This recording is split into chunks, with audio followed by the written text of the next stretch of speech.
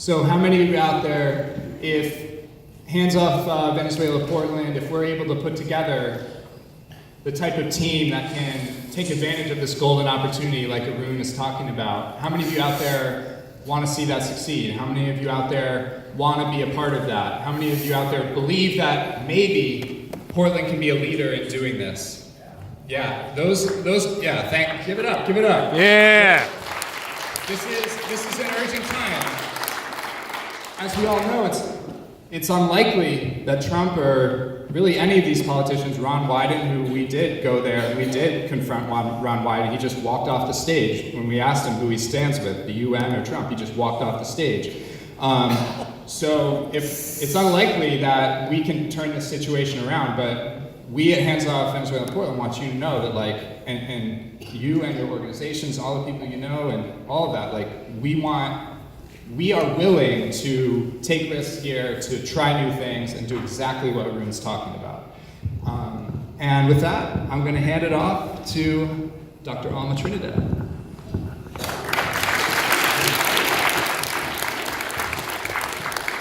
Aloha.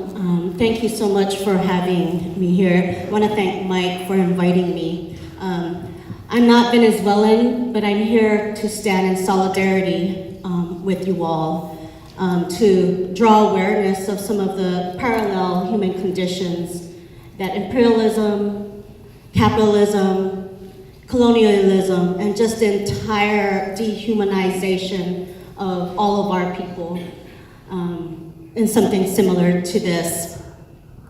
So I'm a professor in the School of Social Work, and I have the opportunity to always draw awareness through education and research. So I think my role here today, I was asked by Mike to sort of share a general view of imperialism, and I know I'm talking to maybe a hyper-aware, critical aware community, so I'm in good hands. With that, I do want to also give some examples, particularly from my home communities, particularly in Hawaii, and then loop it up with Philippines, just to give you some context and hopefully some parallel connections to really point out that it's the same type of oppressive system that continues to dehumanize all of us. So imperialism is a system with multiple prongs: economic, political, social, and cultural. And its goal is to dominate and seep through all systems of life. It impacts the livelihood of its people. It penetrates in ways that I think that there's this sense of control.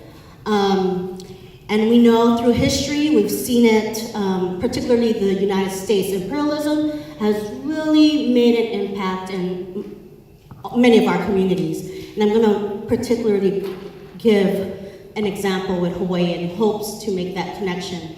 So I was born and raised in Hawaii, and my family is part of that legacy of a decolonized, imperialized community, and it's through migration to Hawaii and the issues around poverty and the lived experiences here in the United States, Hawaii, Washington, and now in Portland. It's our very daily activities that we are reminded that imperialism, capitalism, and colonization is alive and well in our lives. In Hawaii, we saw definitely the educational system being controlled, the language here in Hawaii and in the Philippines, the erasure of one of our histories, our indigenous histories, the language being banned, and our ways of knowing and our ways of living being repressed and sort of being seen as less than. And when I see Venezuela, this case with Venezuela, that is exactly what's happening. There's this set of processes that are coming, the United States wanting to slowly take control through sanctions. You see it through politics.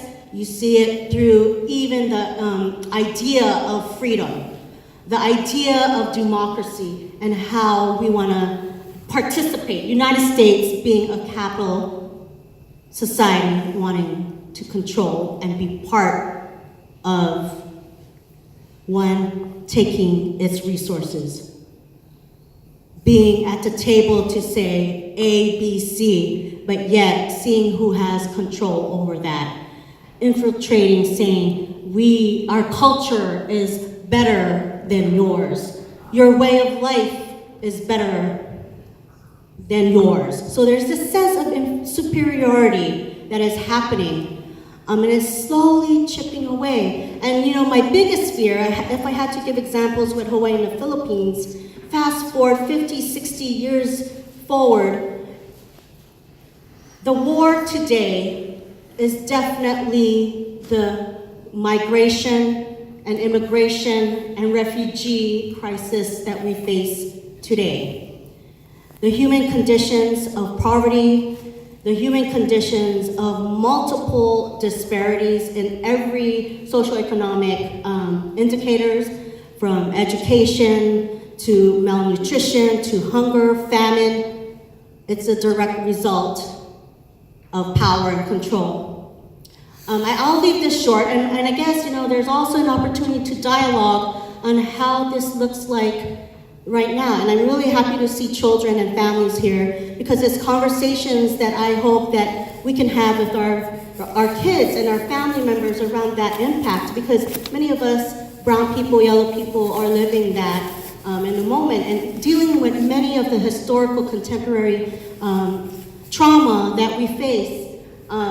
This denial of self, denial of collectiveness in our community. There's a lot of parallel, and that, I think, for me to be here and to share that short glimpse of how imperialism, historically and now contemporary, there's this deep connection around trauma. And I'll just end it with there, and I hope that we can have an interactive dialogue and to connect the dots and to bring in the global issue, from indigenous issues to refugee issues, because at the end, it's this very same type of oppressive system that impacts all of us.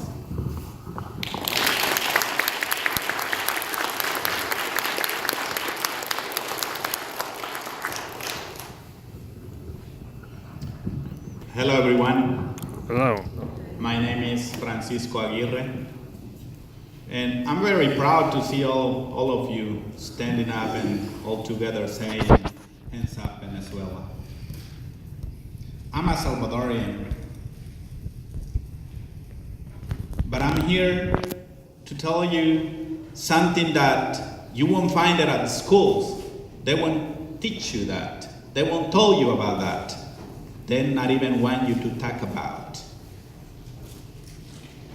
You won't find it around your neighborhood, because we all are shy to tell the truth. Imperialism, US imperialism, been destroying our countries. Exactly what they did in Central America, and specific, my beautiful and small country, El Salvador. The imperialism take over our country and start killing our people. The bullets made in US killing our people. For many people in United States believe that Ronald Reagan was a good president. But for us, Ronald Reagan was the killer of our people, because he was investing millions of dollars to invade El Salvador, to take control of El Salvador. Look how El Salvador is right now.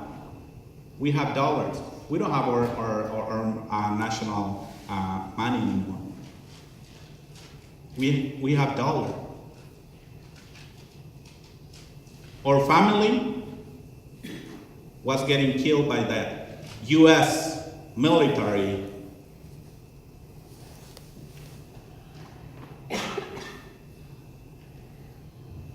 And I'm telling you this because I live it. Nobody told me.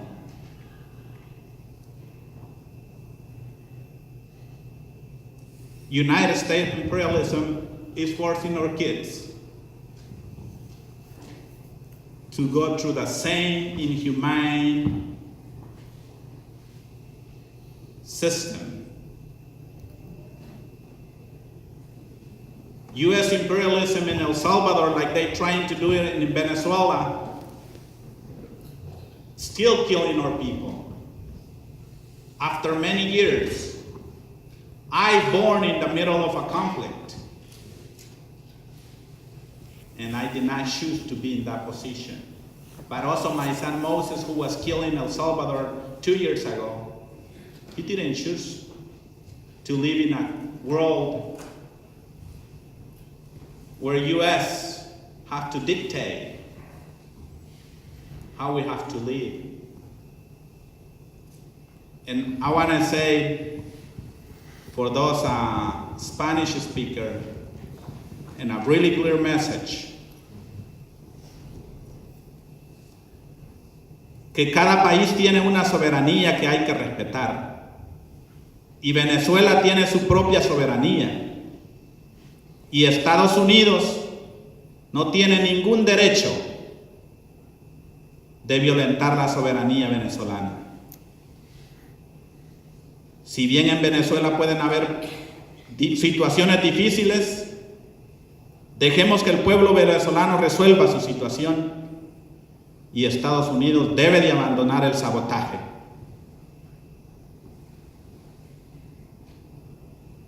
Every country has their sovereignty. And Venezuela, like any other country, who do have difficulties, issues to fix, let them deal with their problems, but U.S. need to be off of Venezuela. Yeah. Stop the sabotage.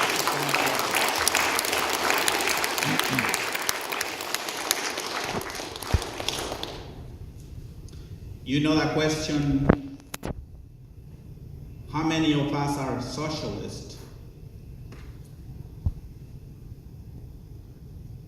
I want to say that I feel sad seeing that not many of us make the time to come and listen. Imagine how many people outside are really up in favor of taking over Venezuela, and how many of us are willing to stand up and say, this is enough. United States imperialism invade our countries, force us to immigrate. And when we come to this country, they call us invaders. They say you are not welcome because you are a criminal, because you are taking over our jobs. We are everything except human beings that we deserve freedom.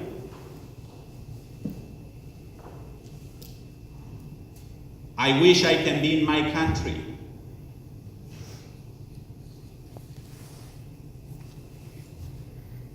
But this is what imperialism does to our people. What happened at the border? People are not coming because they want to.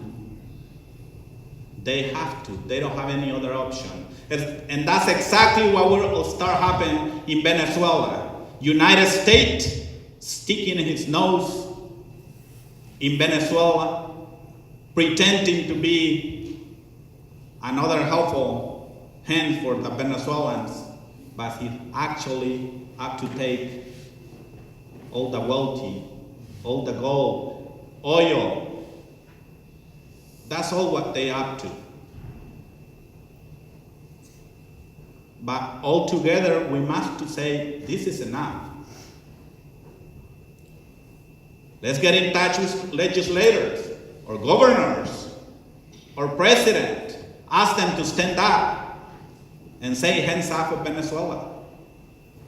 I'm a Salvadorian, and I stand with Venezuelans. Thank you.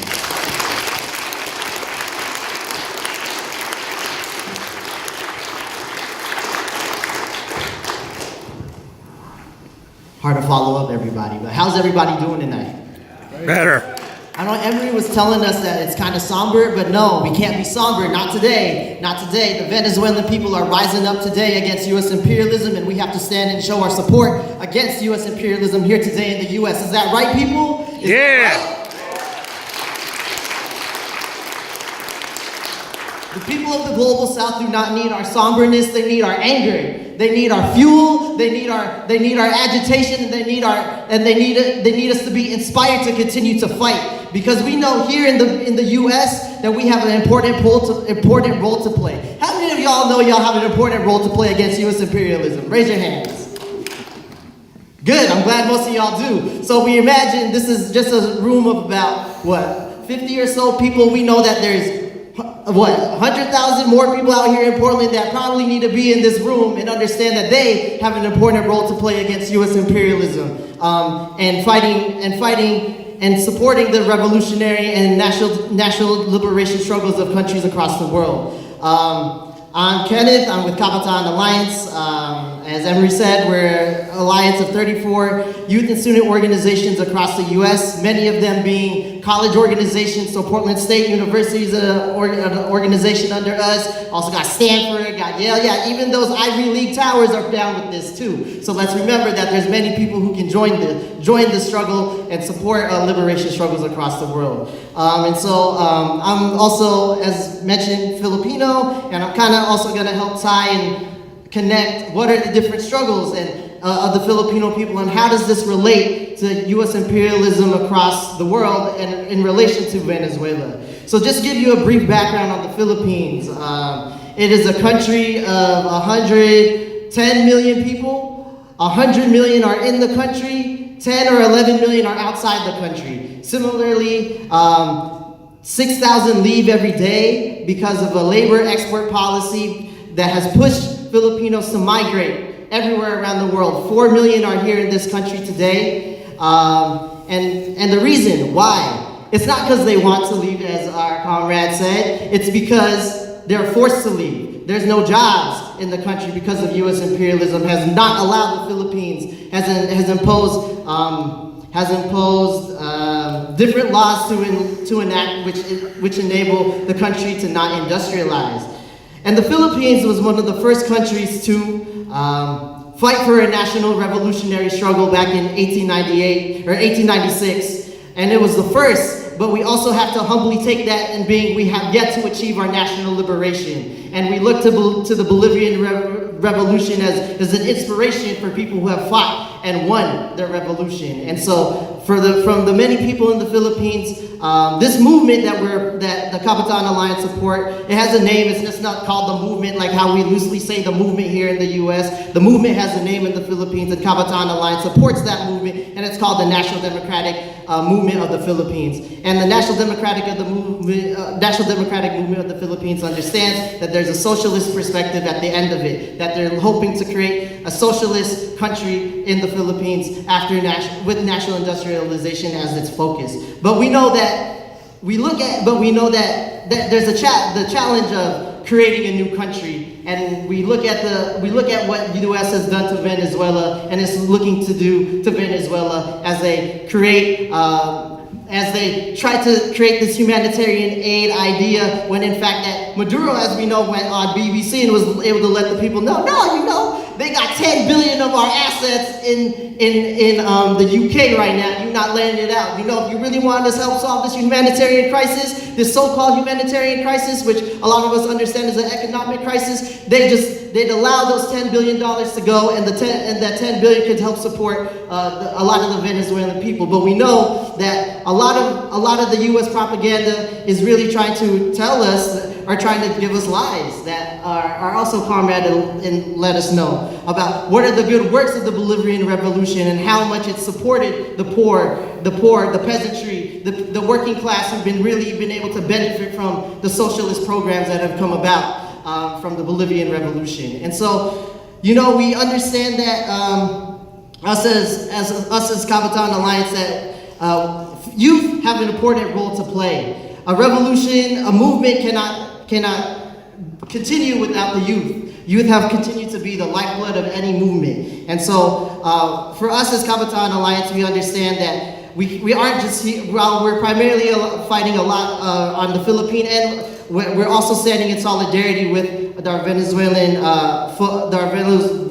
kinfolks who are fighting every day. And so let's also recognize that U.S., similarly, when we're talking about how it has military control of countries, let's talk about these different aids that have come about to help the Philippines, quote unquote. What is this?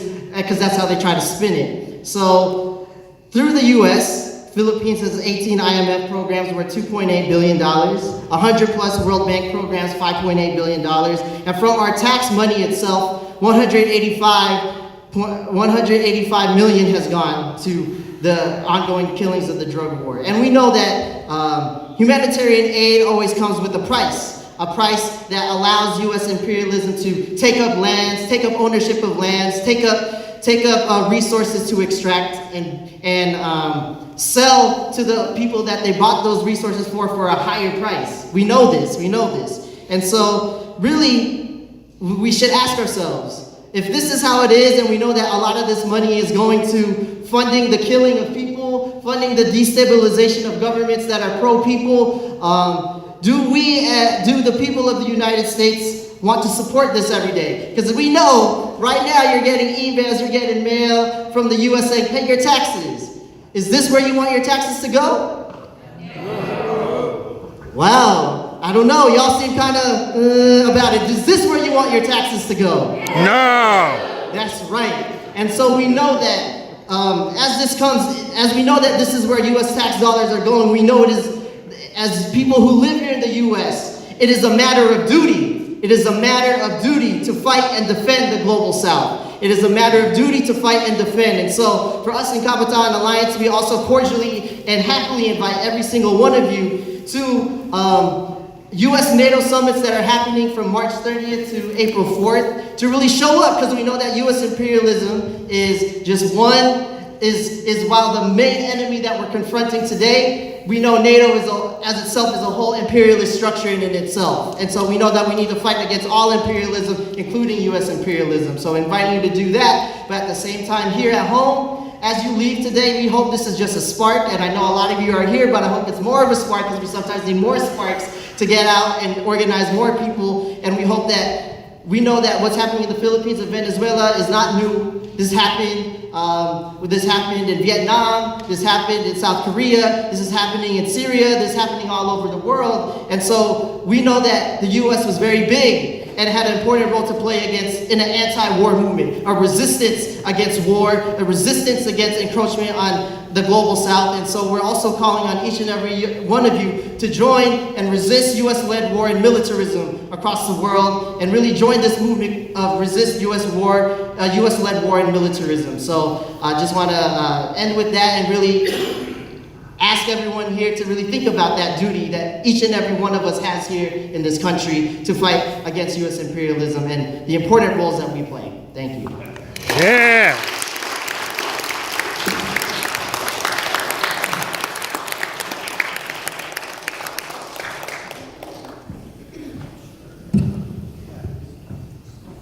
We've all been here for a little while, so why don't we all stand up, give a big round of applause to all our speakers. We're going to have a little more, but let's just stretch for a minute.